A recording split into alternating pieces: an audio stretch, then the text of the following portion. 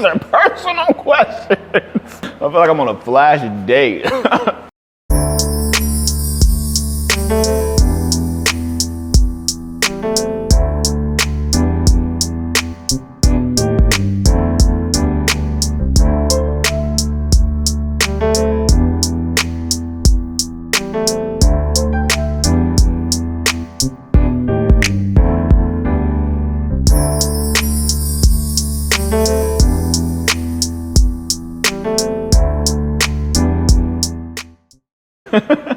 Genesis comes from, I'm the firstborn of me and my brothers. So I'm the oldest, so I'm first.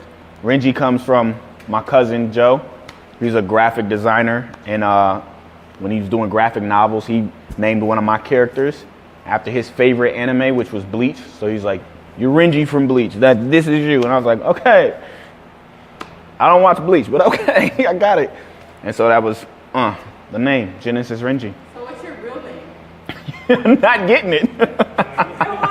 I wanted to know this forever. No. Rock, paper, scissors. You will lose. I want to know. It's not hard to find my name, but I don't go out of the way to give it to people. I cherish it too much.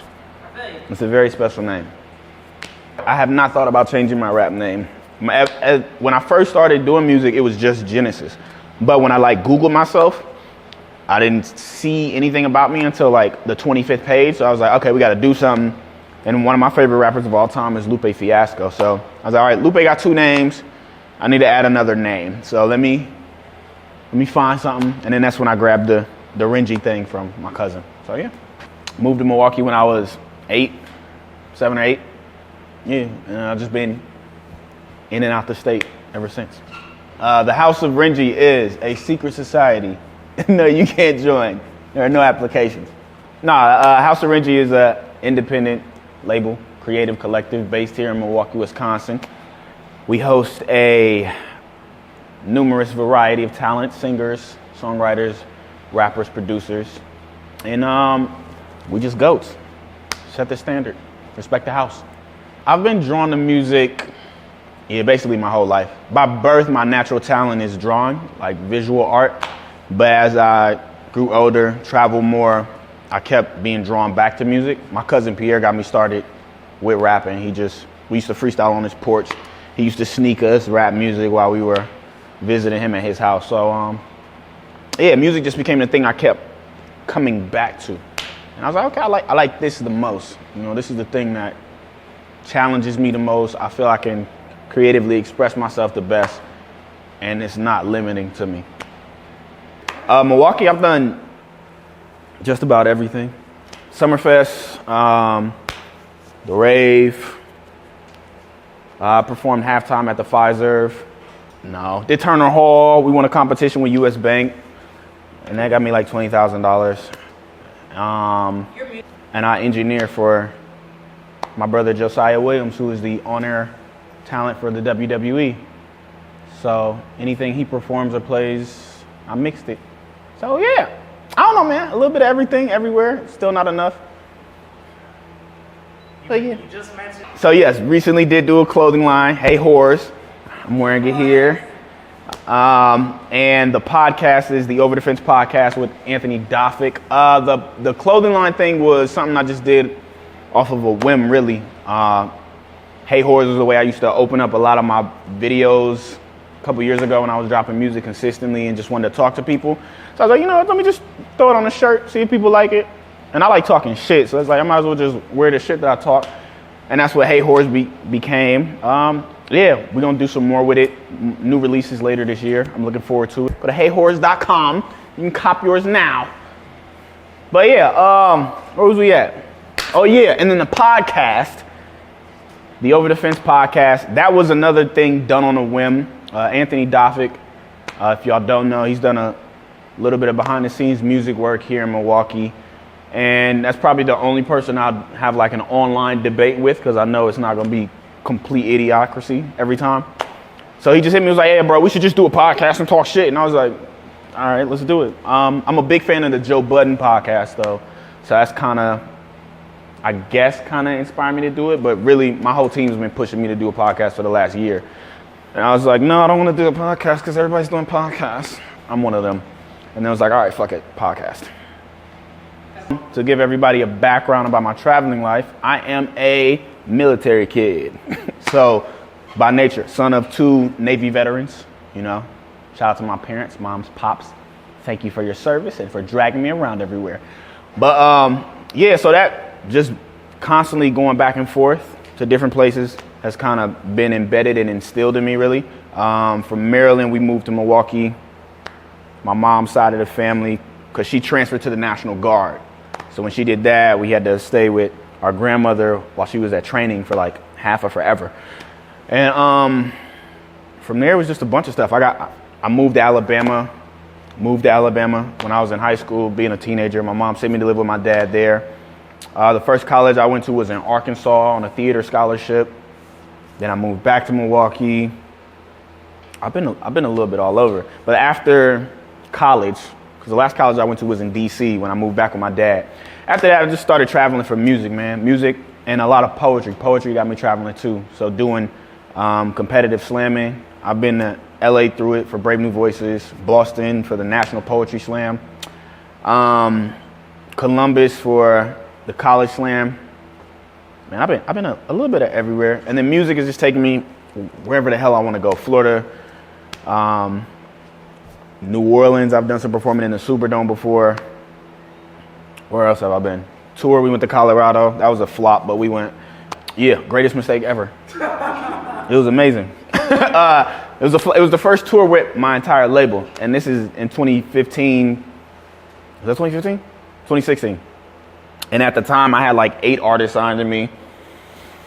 So I do the damn thing. To me, it's like, if we're gonna have an experience, we're gonna have an experience. So I rent out 3 Airbnbs, get 2 vans, take out a loan. We hit the road, go to Colorado. Piss poor promotion. That's what it was. I booked the venues, got the artists, just promoted it terribly. That's all it was. So we were basically just performing for each other, performing for the people in the bar and the venues. But the like outside of the shows, the trip itself was dope. Like, it's rare that you can travel with a group of people and have no issues. So that was one of the best things. It was like, collectively, we had the right people, the right chemistry, right attitudes, and everybody was working cohesive and just happy. But on the business end of things, it was, you know, some things to learn, some things to figure out. And that was our first tour too. So yeah, I was all right with it. COVID didn't really change too much for me, honestly. Without COVID, I mean, 2019, I told my team I didn't want to perform in 2020. I came up with that because I knew I was going to be more focused on recording and songwriting and changing the sound. So because I changed the sound, that would change how I perform too. So I wasn't really looking to do shows. And then when they were like, all right, pandemic, everybody's locked in the house, I was like, cool, I was here already. So me recording and knocking out maybe a song a day became me recording 3 to 5 songs a day. So now the process has gotten better, the songwriting got better, and it's a shit ton of music that I'm just sitting on right now. Rap mostly.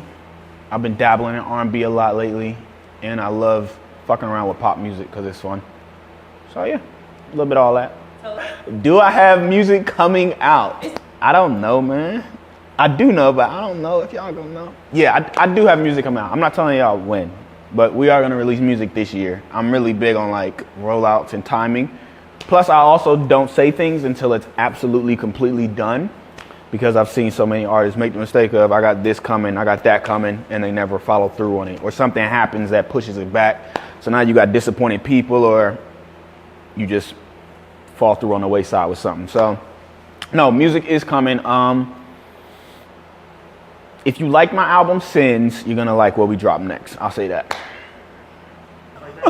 The only overwhelming thing is not having enough money, but I don't trip about that because it's gonna come. I'm not worried about it. It's just like, damn, I wish I had 20 mil right now, but it's cool. As far as negative feedback, I don't get too much negative feedback, man. I'm the GOAT, so everybody loves me. Nobody hates me, but the criticism I usually do get comes from within my own circle. So people from the house letting me know what could be done better, because that's the thing I look for. Like, it's easy to know what you do well. You good at, I mean, everybody knows what they do great. That's you lean into it, you perform, you over excel at it. The first thing I ask for is criticism, so I'm always looking for ways to grow. So most feedback, it really doesn't bother me. And if it's somebody hating, then Suck my dick. I don't care. I'm not listening to you. But yeah. Shit. I got a lot of goals for this year. I want to hit a certain dollar amount of income. I'm not gonna say what that is, but I want to hit a certain dollar amount of income. I personally believe I'm gonna do it. I just don't fucking know how I'm gonna do it, but I feel like I'm gonna do it.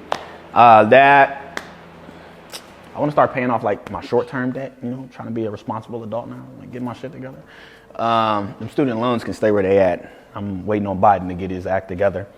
And what else is another goal of mine? Drop a new capsule or a new collection for the Hey Horse line. Keep promoting this book I just dropped. The Book of Genesis, Goat Talk, out everywhere. Not everywhere, it's on Amazon. Or go to genesisrenji.com. Yeah, so the Book of Genesis started, everything was started on a whim, because I wasn't dropping music. Like, I was certain in that. So I was like, we're just going to do a bunch of other shit and figure it out. I wrote the book in 4 days. It was Thanksgiving weekend. I was bored. It was inspired by my friend Rashawn Martinet. We were talking on Facebook, and she's like, dog, I just need to take all of your quotes and just start a second book of Genesis in the Bible. I was like, you know what? I think I'm going to just take all my shit and write a book of Genesis. That's a great-ass idea. And so I just ransacked through my tweets, Facebook statuses, whatever, and picked out the ones that I felt people resonated with the most, and I made the book. Words to Motivate, Manifest, and Inspire. Broke it down into those 3 parts. Quick, little, easy read. Oh, by the time this drops, the audiobook is going to be out. So yeah, audiobook is out too. Just go to genesisrenji.com, because I don't know where it's at right now. Yeah, we out here. The book is cool. I might write another one. Who knows? It's easy. Creativity doesn't always require your heart and your soul. It can just be a thought, where you can just be chasing an idea or experiencing something. I've written songs that have nothing to do with my life. Sometimes I just make shit up to see what it is. It's almost like telling a story. And then sometimes it's just doing shit and then just following through on it. The best advice I have ever been given, because I talk to my mom a lot. My mom is like a genius. My dad's a genius. So a lot of their advice comes to me. I'll just say the one thing that they both share. They've said it in different ways, but it's just be happy. Like whatever you're doing in life, make sure you're happy. And if you're not happy, switch some shit up. Because you gotta live this life. Like you have to do it. You gotta enjoy it. You only here once. Make the best of this shit. Do what you want. Just don't hurt yourself and don't hurt nobody. That's what I say. Yeah. Success for me is freedom. Complete and absolute freedom. Freedom for me looks like, the freedom for me and how I envision it requires wealth. So money does tie into what success looks like for me. But yeah, man, freedom. Just doing what I want, when I want, without worry or fear of consequence or not being able to do it or sustain it or take care of whoever may be sharing in that moment with me. 5 years is multi-platinum selling artist, global touring, best-selling author, debt-free, and living somewhere else, different country. Have you been? There's a lot of world out there, and I need to experience it. I don't see me staying in America forever, so I gotta travel. And I like traveling a lot too. I don't like sitting still. I got a nomadic bug and spirit, so I say 5 years, I'm definitely spending a year abroad somewhere else, still working, still dropping music or whatever I'm doing at the. I'm Genesis Renji. You watching Quiet Krowd Media.